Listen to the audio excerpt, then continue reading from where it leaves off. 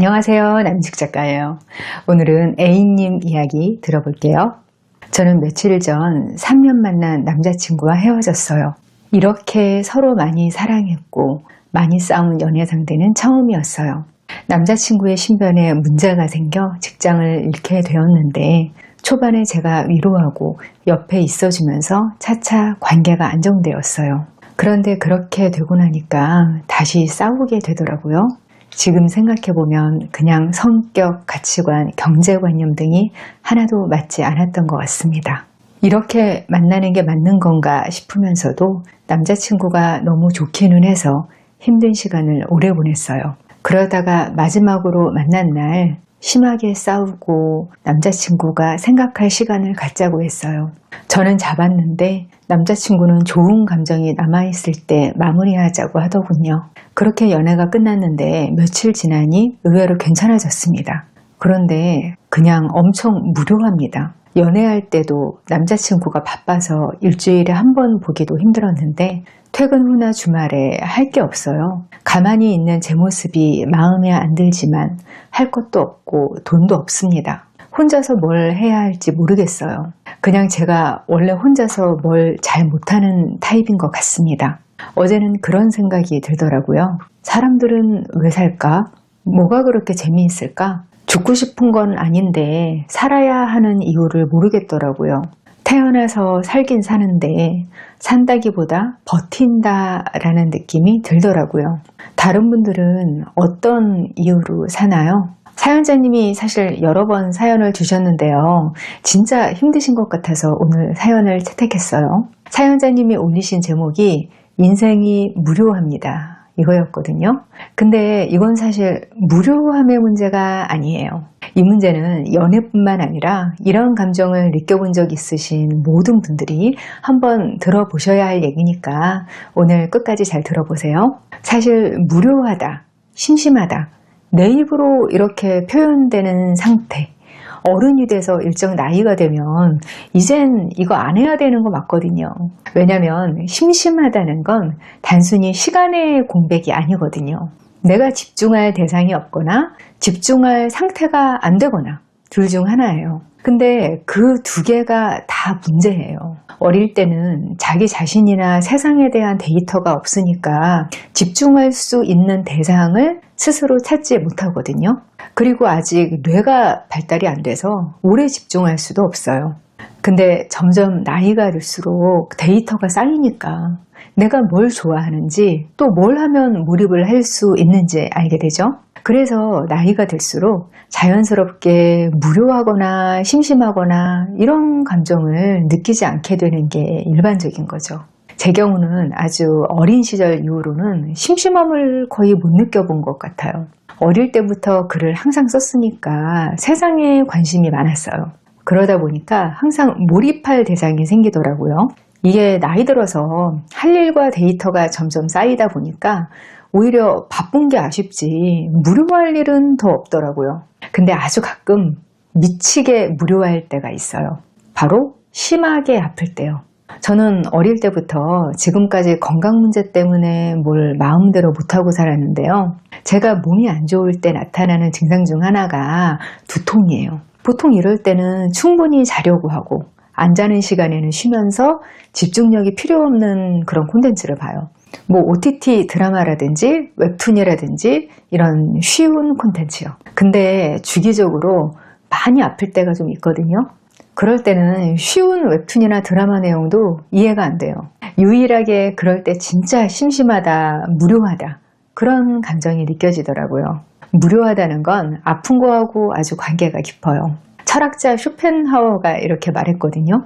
인생은 권태와 고통 이 두 가지 상태를 오가는 거라고요. 이 양반이 그걸 절실하게 깨달을 수 있었던 것도 평생 그 골골 앓으면서 살았던 사람이라서 그런 거예요. 쇼펜하우어는 이런 말도 했어요.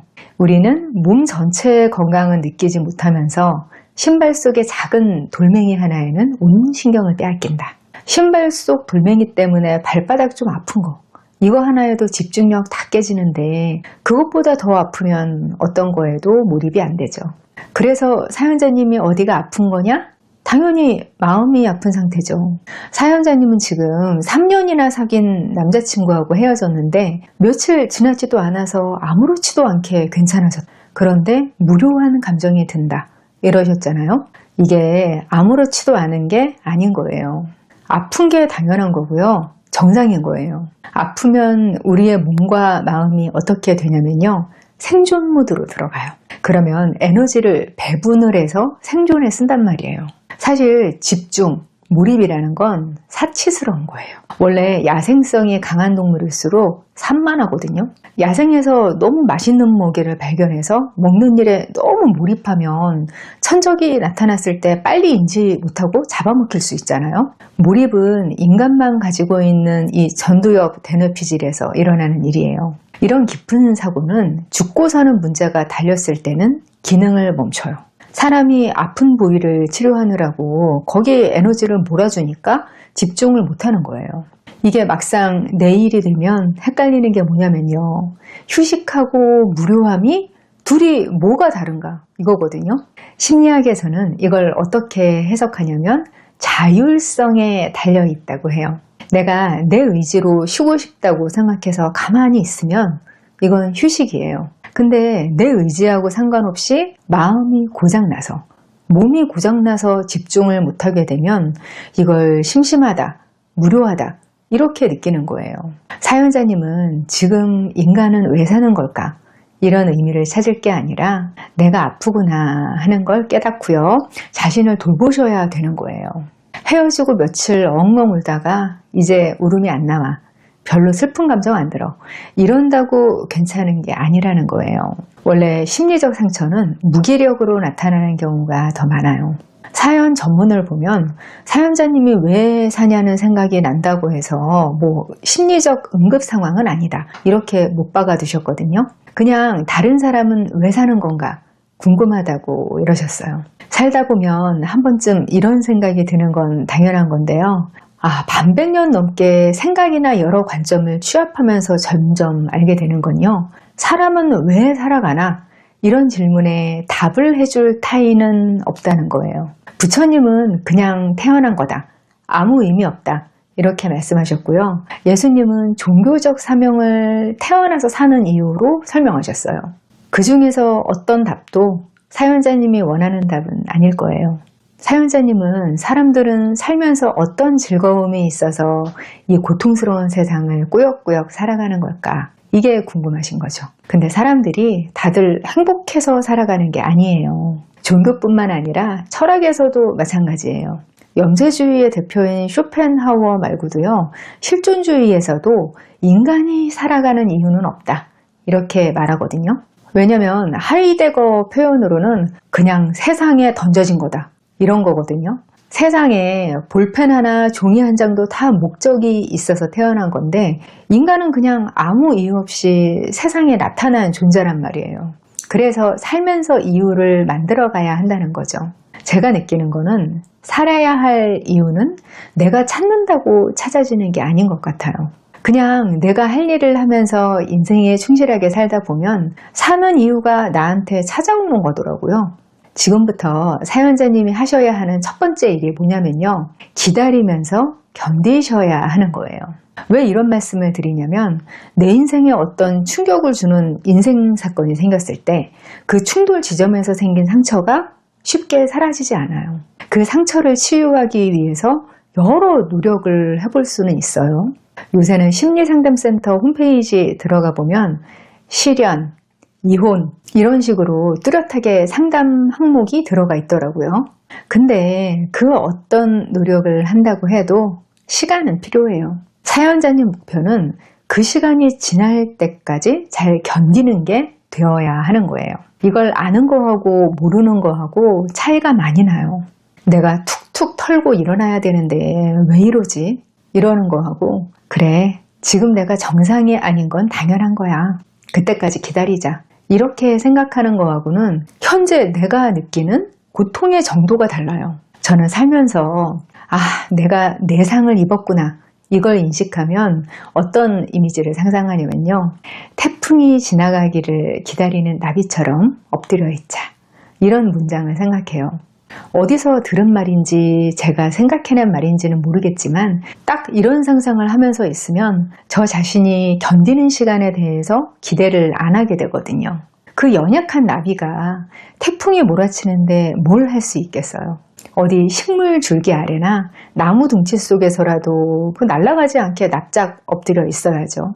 태풍이 지나가고 그 나비가 안 죽고 살아있으면 그 자체가 업적인 거예요.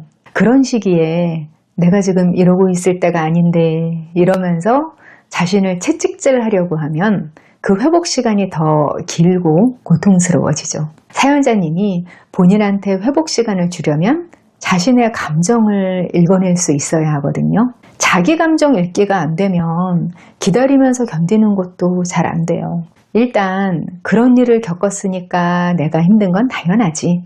나는 지금 회복하는 상태인 거야. 이런 중립적인 해석이 필요해요. 사람들이 슬프거나 상실감을 느끼거나 질투를 느끼거나 뭐 이런 부정적인 자기 감정을 제대로 분류해서 읽지 못하면요. 이걸 가장 단순한 감정으로 묶어서 배출하게 돼요. 가장 대표적인 화내는 거, 그리고 다른 하나는 무기력이죠. 사연자님 같은 경우 무기력을 선택하신 거예요. 마치 유체이탈한 것처럼요. 내가 나를 벗어나서 이렇게 나를 관찰하는 거예요. 쟤는 이별하고 나서 지금 상실감에서 회복 중이구나.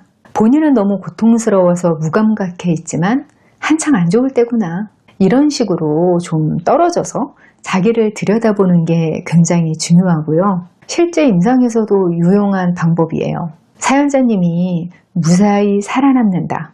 이걸 목표로 해서 견디시기로 하면요. 자신이 해야 할 일에 대한 기대치가 낮아지거든요. 그러면 딱히 의미 있는 일을 찾아서 하려고 하지 않아도 돼요. 저는 이럴 때를 대비해서 제가 좋아하는 사소한 것들 리스트를 평소에 써놓거든요. 할 일 다 접고 어디 카페 나가서 집중해서 소설 보는 거, 향기 좋은 입욕제 풀고 욕조에 담그는 거, 분식 먹는 거 몇몇 개가 있어요. 그게 정말 힘들 때는 얼른 생각이 안 나니까 평소에 적어놓고 힘들 때 하나씩 해보는 거예요. 그러면 그 사소한 일 하는데 마음을 쏟게 되고 그 시간이 덜 고통스럽게 지나가거든요. 그런 시간을 아깝다고 생각하면 안 돼요. 그러다 보면 시간이 지나면서 그라데이션으로 점점 나아지는 게 느껴지거든요. 전에 정말 나쁜 사람한테 나쁜 일을 겪은 적이 있었는데요. 그 데미지가 오래 가더라고요. 근데 이렇게 시간을 보내다 보니까 의식 못하는 사이에 조금씩 나아지더라고요. 그러다가 어느 날 그 사람 이름이 생각이 안 나는 걸 깨달은 거예요. 그런 식으로 회복이 돼요. 이럴 때 또 중요한 게 뭐냐면 일상을 지키시는 거예요. 제때 자고 제때 일어나고 끼니 꼬박꼬박 챙기고 출근 잘하고 매일 씻고 청소도 하세요. 나 자신을 돌보는 일을 멈추지 말고 일상을 지키세요. 큰일이 나면 그 싸매고 누워서 막 술 퍼마신다든지 어디 멀리 긴 여행을 떠난다든지 큰일이 생기면 일상을 버려야 한다고 생각하지 마시라는 거예요. 우리 인간은요. 심리적 항상성을 지킬 수 있을 때 회복할 수 있어요. 내 자신을 너무 예측 불가능한 상태에 놓지 말아야 돼요. 그리고 이렇게 일상을 지키는 건 최소한의 자기 효용감을 지키는 일이기도 해요. 꼬박꼬박 나 자신을 먹이고 재우고 씻기고 하는 거. 이게 자아가 무너지지 않게 해주는 최소한의 힘이 되는 거예요. 그렇게 차차 나아지다가 나중에 괜찮아지시면 내가 뭘 할 때 몰입이 잘 되는 사람인가 이걸 찾아보세요. 나는 그림만 그리면 시간 가는 줄 몰라. 나는 요리하는 게 너무 재밌고 레시피 변형해서 만드는 게 좋아. 새로 악기 배우는데 내가 재능이 있었네. 이런 걸 알게 되는 것만으로도 삶의 질이 얼마나 나아지는데요. 사실 우리가 살만하다 이렇게 느끼는 상태는 직접 입으로 재밌다, 나 너무 행복해, 너무 좋아 이렇게 말하는 상태가 아니에요. 이런 시간은 순간이라는 형태로 휙 지나가요. 기본적으로 지속되는 감정 상태가 아니에요. 근데 뭔가에 몰입한다는 건 지속되는 상태잖아요. 우리 뇌는 그 상태를 가장 안정되고 행복한 상태로 인식해요. 그래서 몰입할 대상을 찾아낸 사람이 행복한 사람인 거예요. 저도 뭐 나이 들어가니까 직접 보게 되는 사람들도 나이가 있을 거 아니에요? 싱글인 분들이 참 많은데 이분들이 공통적인 특징이 뭐냐면 이제 연애하다 헤어져도 데미지가 별로 없다는 거예요. 젊을 때는 사귀던 사람하고 헤어지면 막 세상이 무너지는 기분이었는데 이제는 전처럼 아프지 않다고요. 그게 젊을 때보다 상대방을 덜 사랑해서 그런 게 아니라 이제 몰입할 대상을 충분히 확보해 놓은 상태라서 그런 거예요. 그리고 자기 감정을 미분해서 정리할 만큼 데이터가 쌓여 있으니까 잠깐 견디는 시간 갖고 회복하고 일상으로 복귀하는 거예요. 이런 걸 회복 탄력성이라고 하죠. 사연자님은 아직 젊으시니까 조금만 의식하셔도 이런 자질을 쌓으실 수 있어요. 근데 나이가 많아져서도 자기 존재를 못 견디는 분들이 적지 않거든요. 이분들이 데이터는 많은데 자기 감정 읽기가 안 되는 분들인 거예요. 대개 이런 분들이 진짜 몰입의 대상을 잘 찾지 못하는 경우도 많죠. 자기를 잘 들여다보지 않으니까 내가 뭐에 매료되는지도 모르는 거예요. 그럴 때 착각하기 쉬운 게 취미생활 초반에 그 장비빨 세우는 걸 몰입이라고 착각하는 거예요. 만약 내가 사업을 하는데 일감 주는 회사에서 갑질을 당했어. 그래서 스트레스를 받았어. 이런 상황이잖아요. 아마 높은 확률로 기분이 안 좋을 거예요. 그러면 내가 갑질을 당해서 자존감에 상처를 입었구나. 이렇게 알아차리고 따로 스트레스를 풀 방법을 찾아야 돼요. 그런데 자기 감정을 제대로 의식하지 않고 막연하게 이 감정에 사로잡히잖아요. 그러면 자기 입장에서 상대적으로 안전한 사람들한테 화를 내면서 분출하는 사람들이 꽤 있어요. 사람들은 자기 감정을 처리할 때 눈앞에 처한 상황을 분류할 수 있어야 돼요. 이게 내가 통제할 수 있는 것인가, 통제할 수 없는 것인가. 그리고 그 분류에 따라서 태도를 정해야 돼요. 만약 내가 갑질을 당한 상황이다. 이러면 내가 통제할 수 있는 범위를 생각하는 거예요. 이걸 감당할 만큼의 고객은 아니다. 그만두자. 이럴 수 있으면 손해보고 그만두면 돼요. 근데 그 정도는 아니야. 저 정도 갑질 받아주는 건 비용 포함이지. 이렇게 생각할 수 있으면 내 태도를 정리할 수 있어요. 내 태도와 감정 사이가 너무 벌어지지 않아야 스트레스를 덜 받거든요. 사연자님 상황에 적용해 보면 사연자님은 본인이 통제할 수 있는 범위 안에서는 할 거 다 했잖아요.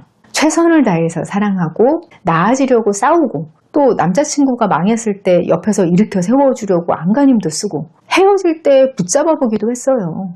이러면 이제 상황은 통제 범위를 벗어난 거예요.